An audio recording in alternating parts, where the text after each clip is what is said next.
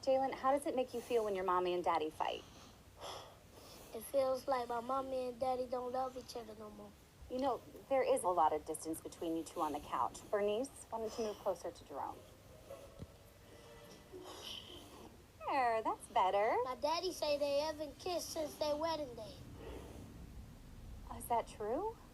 Sometimes physical affection can do a lot towards making a child feel more comfortable. Go ahead, Jerome, kiss Bernice.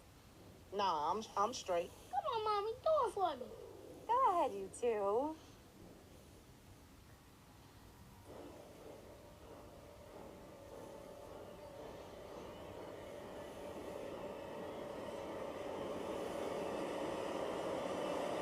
That's you!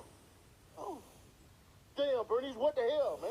Man, my allergies off the chain today. I don't even know. Mommy, can I please see the song I wrote for you?